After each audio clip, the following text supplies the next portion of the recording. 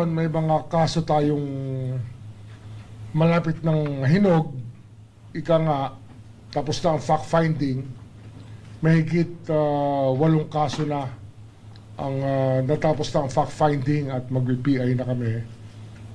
Itong linggong ito ipa-file. At karamihan itong mga kasong to ay sa congressman, mga congressman, contractors. At inaasahan namin na magtutuloy-tuloy na ang mga kasong ito. Kumbaga, uminit na sa tag-init, di ba? Sinabi ko sa inyo noon, iinit at sa tag-init. At ngayon, uulan ng kaso. Uulan ng kaso. Yung baha, tingnan natin. Kasi yung flood control, problema talaga yun.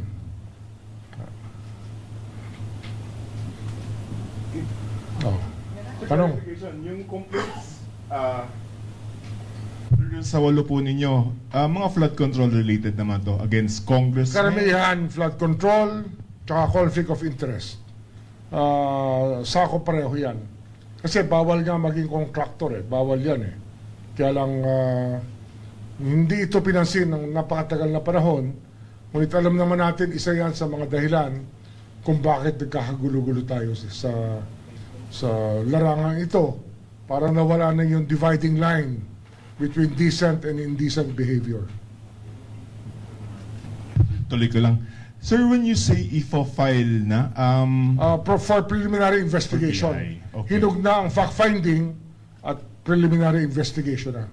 Of course, may mga ibang kaso pa na yan, nahihinog-hinog na dyan din papunta sa PI din. mamaya namin puntahan yan, sir. Pero let's stay muna dun sa 8. Mga Kong lang to, sir. 8 or more than 8 yan. Puro congressman yan. Can you just, maybe if you cannot give the names, paano po yung involvement nila, as in medyo broad strokes of their involvement? Yung isa rito kasi, yung contractor, yung sinasabi natin na conflict of interest. Kung ikaw congressman ka. Kung ikaw contractor ka. Magkahiwalay na trabaho yan. Pag pinag-isa mo yung trabahong yan, kasalanan yan sa taong bayan. Very simple yan. Conflict of interest yan. Section 3E ba yan? 3E ng Anti-Graphic Corrupt Practices Act. Tsaka H, 3H. Sila muna. Sir, what about wala pa po. Meron din kami for PI at ma-file na yun this week. Meron din rin kaming baka resolutions within the week na ipa-file rin sa Korte sa Sandigan Bayan for that. Ilang senador po ba yan, sir?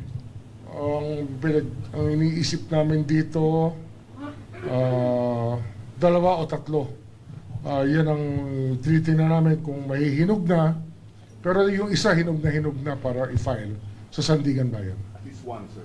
At least one. At Isa least for one. PI. For PI. Okay, sir. Sir, ayun mong pangalan na, sir. Wala muna. Malalaman nyo naman yan pagdating ng tamang oras.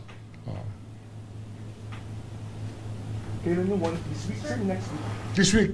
This week yan. Ang pinag-uusapan natin itong linggong to. One senator. Iba pa yung next week. Iba yung trabaho this week. Iba yung trabaho next week. One senator this week. Baka 2. Baka 2. Senator, sir? Dalawa. Sandigan pa yan. May isang Sandigan, isang PI. Okay. Tama ba? Senator, okay. Baka 2 pa. Sir, mga Pa, third isang senator. 2. Isang Sandigan, isang mga One PI. senator, Sandigan. Ah. Okay, sir. Isang preliminary investigation. Tapos, yung mga contractor, puro PI na yan, no? Puro PI. Pero although may isa pang contractor, baka i-file na namin sa Sandigan rin. Yun din. Sir, dun po sa isang senador, ito po ba yung related sa flood control? Baka hindi. Yan yung conflict of interest lang. Yung kaya more of plunder due to, ano yun na yun? Sir, is it, hi, is it Senator Joel Villanueva Wrong. for this week? For PI. For PI? Okay. So, And then, sabi naman yung logo. then any clue dun sa isang, yung senator for this week? Ha? Any clue kung sino? It's Senator Marcoleta. Definitely, for resolution na. We're about to file it already. This week yung kay Marcoleta. Yeah. Okay. Pagsasampalan ng kaso, sir, tama? Pagsasampalan po ng kaso. Magkasampayan ng kaso na sa Sandigan na yan. Plunder, sir, di ba? Ha? Plunder yung pending. Plunder.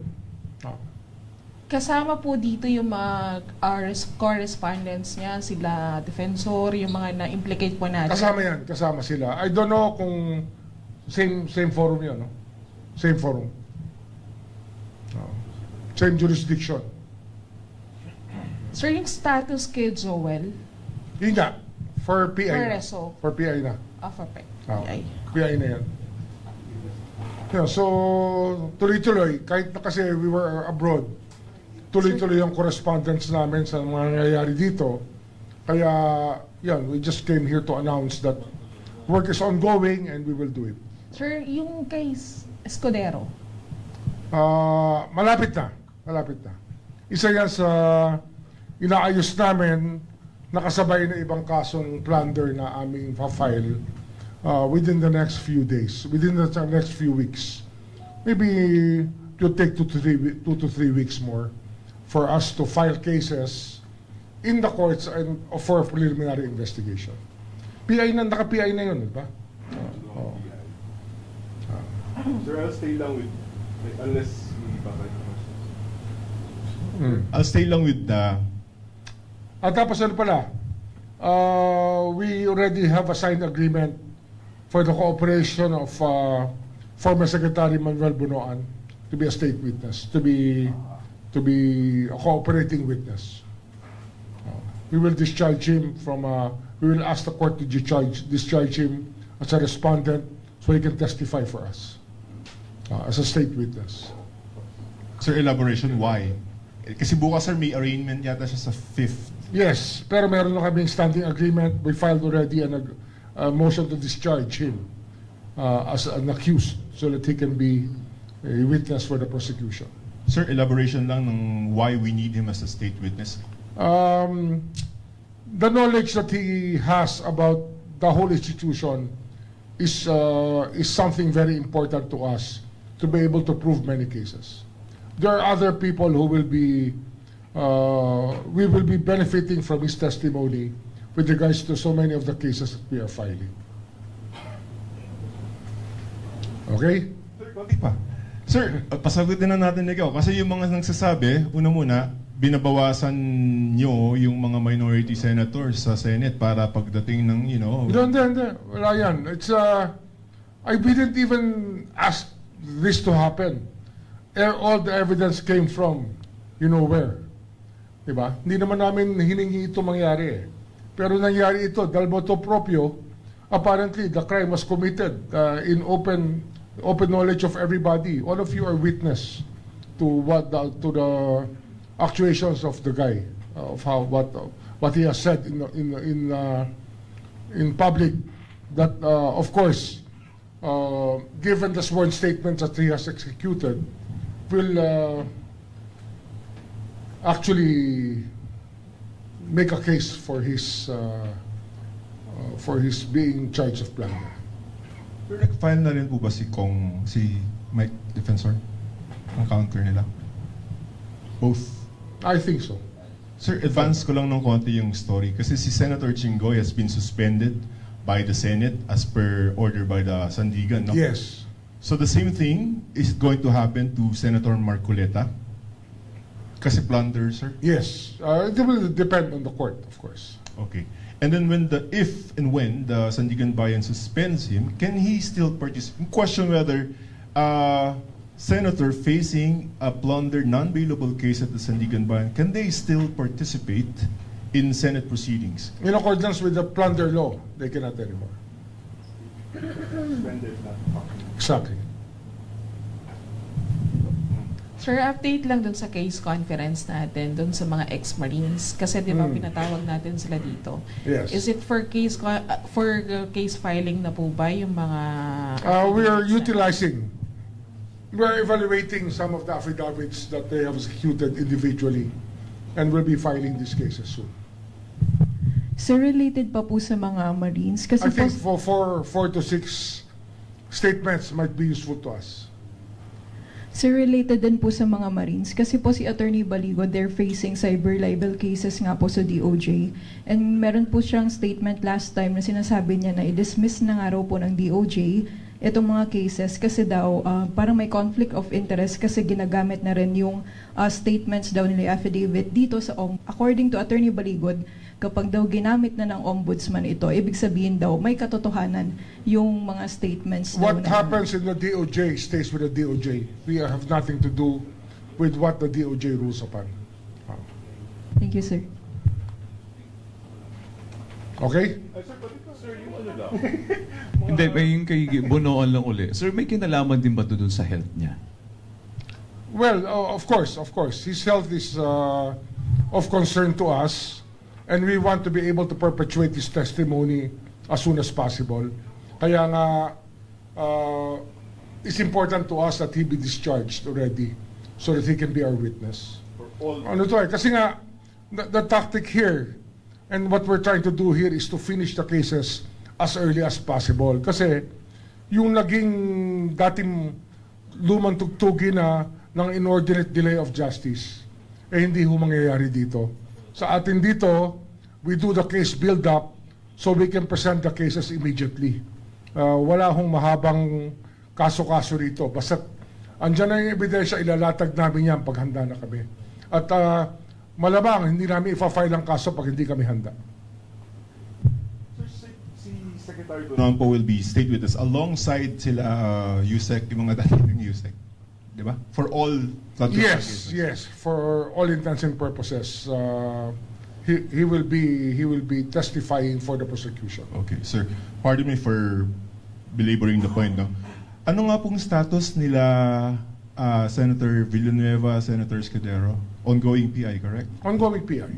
Okay. And relatedly, kasi magsasabi ng iba, the reason why they transferred was in exchange for... I am not privy to anything of that nature. No, mind you, we don't make deals with anybody with regards to the culpability or innocence of anybody. We don't make deals with them. And you're not going to be... So all the deals that we make here will be in open court. If we will discharge you as a witness, we will have you discharged as a witness. But there are no other deals accepted here. Thank you. Ombudsman sir, yung mga contractors is puro PI lang po yun, yung 8. Wala pong kaso. Meron isa dyan, hinog na, papasok na sa Sandigan Bayan. Pero yung 8, ito PI na. PI pa lang to, no? PI pa lang. So in total po, mga siyam. Mahigit 8 yan, mahigit 8 yan. Okay. Oh, mahigit 8. Ombudsman, good afternoon. Ano po yung maring naging dahil, Ombudsman, kung bakit preliminary investigation pa rin yung ilalabas against Senator Joel Villanueva? For in fact, ang pagkakaintindi ko during the last time na magkaroon ng press conference with you, Ombudsman, ay parang ifa-file na yung kaso. Hindi namin tinanggap yung findings ng DOJ kasi nakulangan kami sa case build-up na ginawa ng DOJ, so we had to conduct our own. And we have to conduct our own. Ano yan eh? It's our choice whether or not to accept the work of the DOJ because we delegate work to them. And in case we have to improve on the cases, to make sure that they're tight cases, watertight cases, then we conduct our own PI in this office. Kasi nga, what we delegated was not the result was not satisfactory to us.